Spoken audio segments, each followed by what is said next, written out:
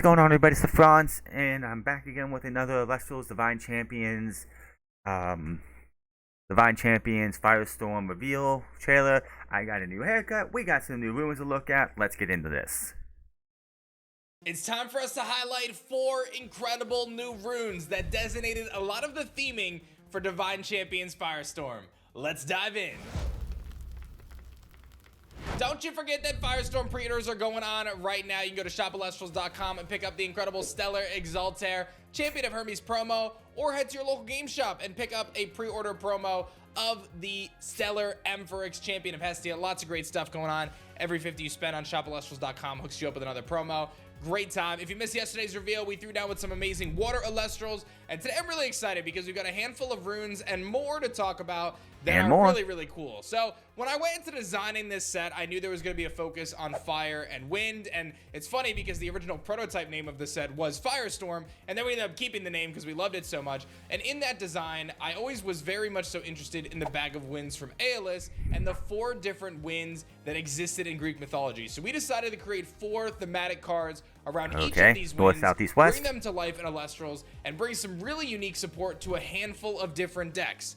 Let's take a look. One thing you'll notice is in the depiction of each of these artworks, you'll see the Pegasus tail feather getting blown around throughout different scenes across of Elestrals. You'll also notice that same Pegasus feather in the logo of FireStorm, and I think that this really caps off some of the theming and ideas that came to life when we were creating this set. We're going to be focusing on the 4 different winds. You've got Boreas, who is the god of the north wind, often associated with cold and winter. You've got Zephyrus, the god of the west wind, known as the gentle, warm breeze of spring. You've got Notus, the god of the south wind, often associated with heat, hot, dry winds. And last but certainly not least, you've got Eurus, the god of the east wind, often linked to the rainstorms. And you could probably imagine that these winds are going to be tied with various other elements to bring unique opportunities to those deck building experiences. So let's take a look at the first one, Sirocco of Notus. A Sirocco describes a hot and humid wind. Fire and a wind one. So, sheesh. Until the next turn, players must also expend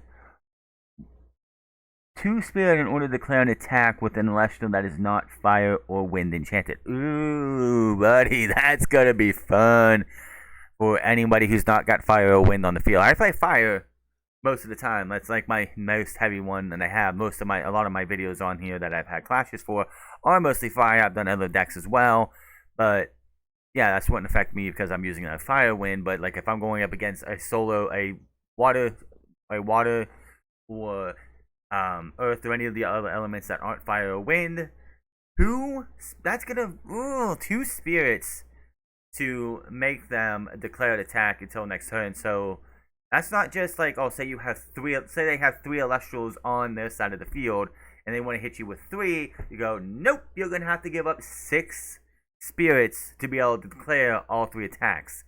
I could see if a person going, you know what, I've got such a spirit advantage, I'll do 2 instead of 1 instead, because, you know, I don't want to give up 6 spirits to attack you 3 times, and so on and so forth. And this one is going to bring the heat, no doubt. A brand new counter rune that is 1 cost wind, 1 cost fire, that states until the next turn, players must also expend 2 spirits in order to declare an attack with an Elestral that is not wind or fire enchanted. That means that Sirocco can actually provide some pretty amazing. This would suck to go up against it. Like this one would definitely harm a Majesty champion of a Poseidon deck, because if you have that on the field, all Elestrals on the field are now water enchanted. So even if they had a wind under them or a fire under them to get rid of, especially fire, to prevent possibly of eruption, you go to play this one. Guess what? You're no longer fire or wind. You're simply all water. So boom, you're gonna have to give up those 2 spirits.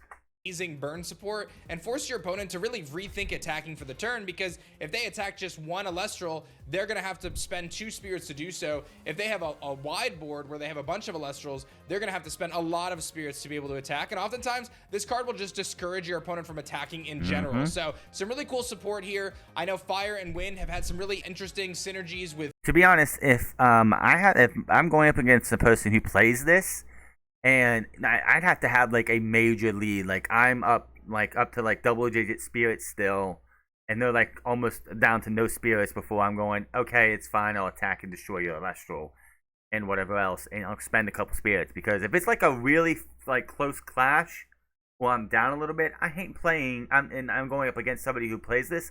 I ain't attacking that turn. I'm gonna have to just really wait it out and see what I can do.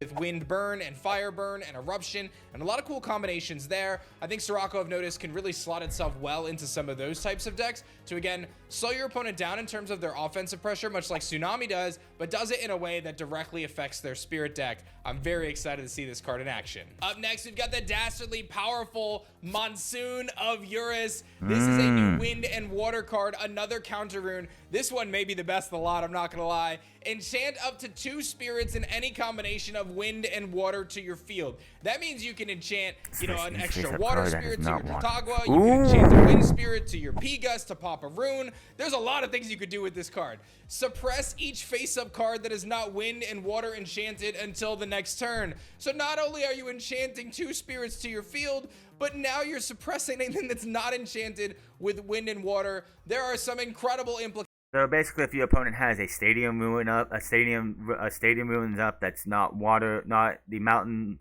Boreas, not the mountain, yeah, the Iron of Aeolia. I'm sorry, Iron of Aeolia or Atlantis, that is now going to be suppressed, as well as anything else. So, boy, this one's going to be interesting.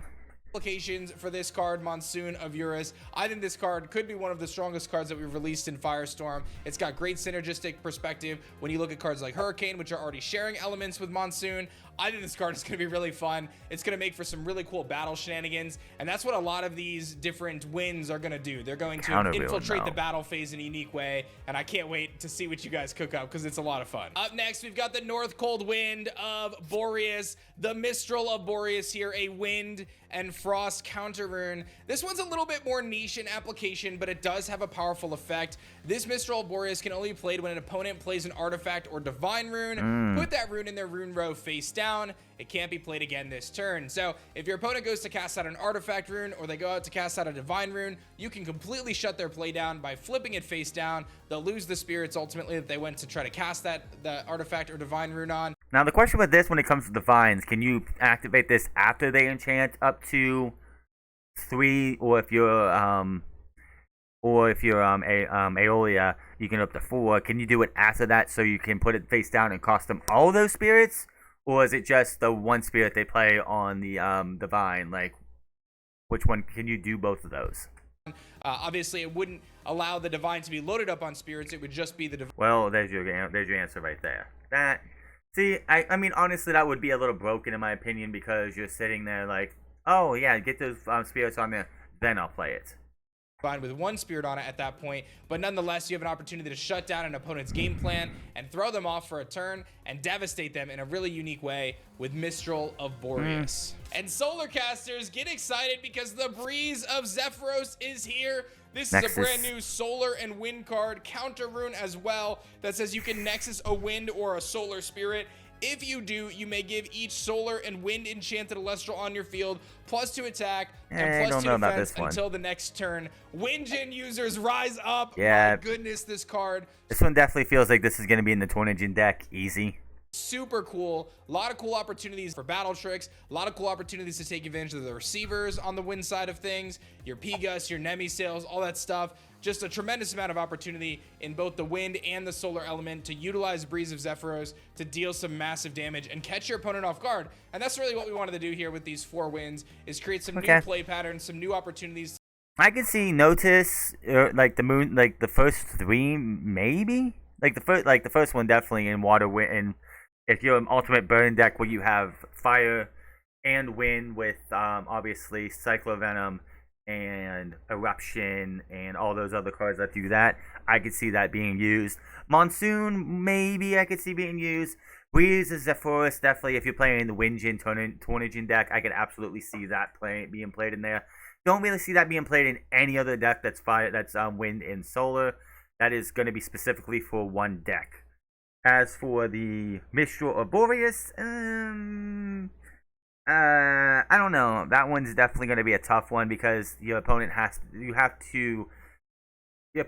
to play a artifact or a an artifact or a divine, and it really doesn't hurt as much as it would be like if you would be able to have the opponent load up and then be able to play it. But obviously, he said that can't happen.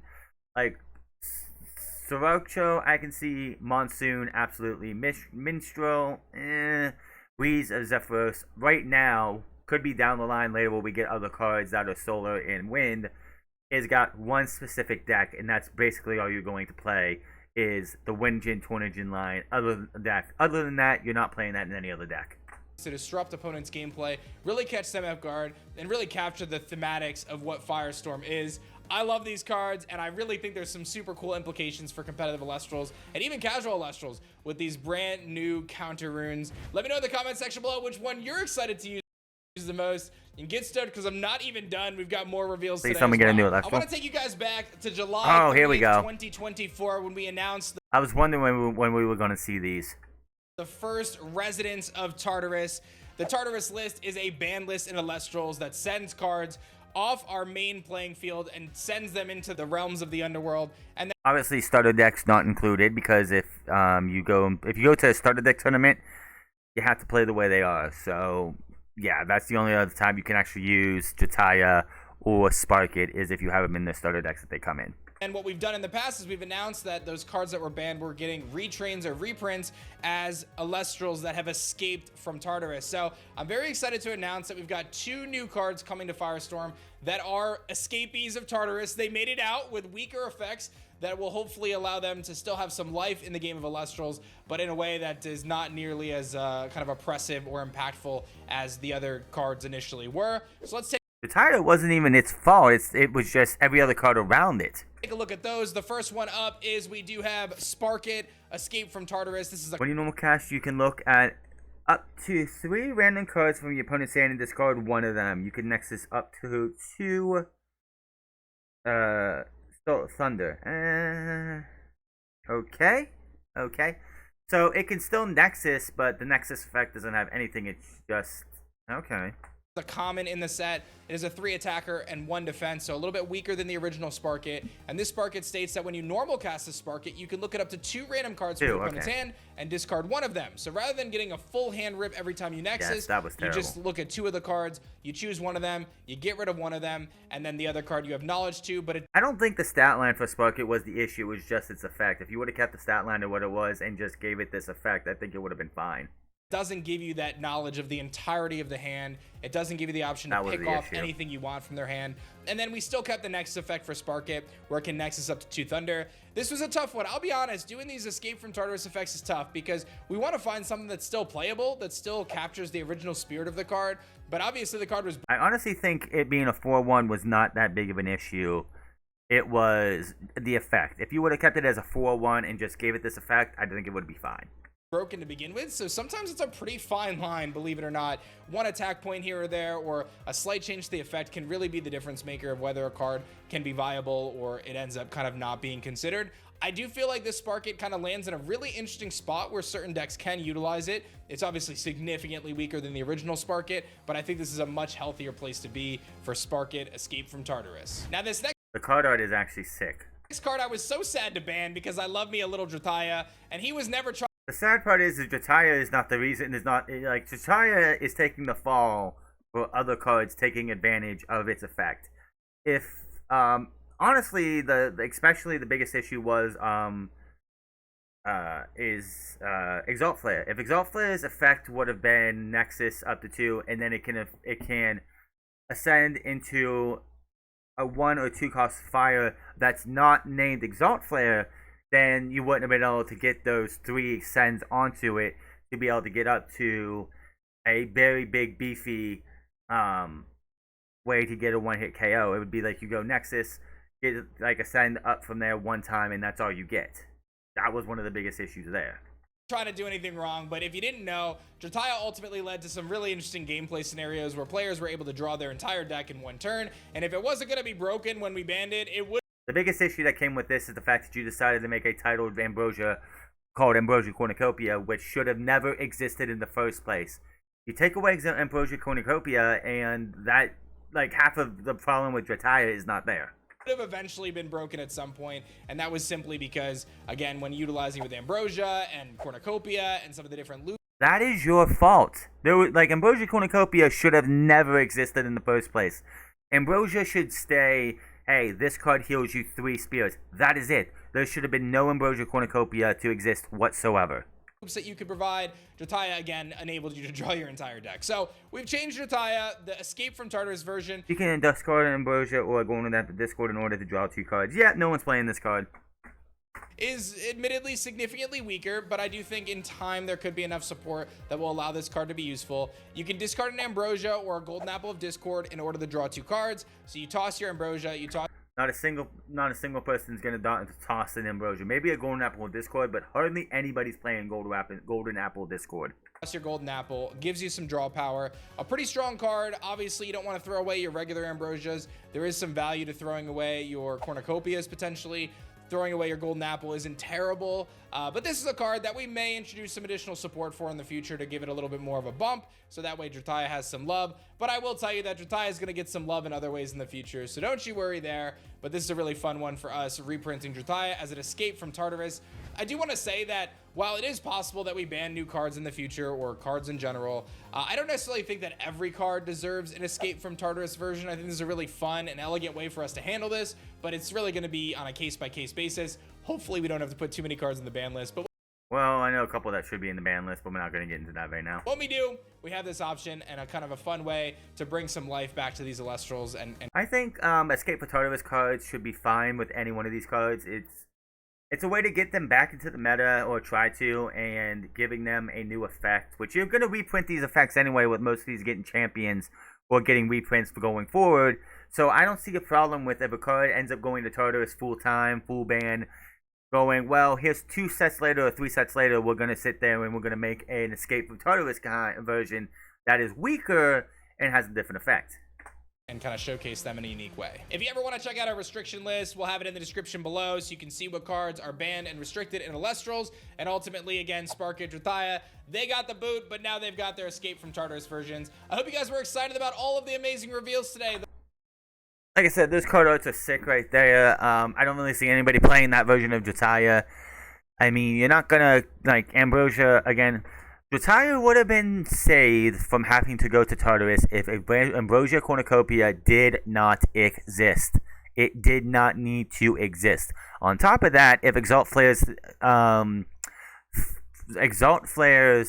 effect would have been 1 or 2 cost fire that doesn't have the name Exalt Flare, would have been able to mitigate that issue as well, because you'd only be able to send 1 time instead of, oh look, I have 2 extra Exalt Flares, let me send up twice. Do that would have mitigated a lot of issues when it comes to the Jotaya, and it wouldn't surprise me if we get Exalt Flare champion of Hestia later, or champion of his name, Hephaestus. There he goes, Hephaestus. And that would make the problem even worse, because you'd be able to sit there and Exalt Flare multiple times. Times like 3 or 4, which would be absolutely awful. But let me know what you think in the comment section below. Again, those card arts are sick. The Fire Wind and the Fire Water I can see is being played the most. Wind Water. The Wind Fire, Wind Water I can absolutely be seen used in multitudes of decks. The Wind Frost one I don't see being used that much. And then of course the Wind Solar right now, as far as we see right now, is only going to be played in one deck and one deck only. And until then, let me know what you think down in the comment section below. I will see you guys tomorrow for day 16, as we are on the last 10 days coming out of this, of the 25 days of Celestial Champions FireStorm. Until then, my name is Franz, and I'll see you guys later.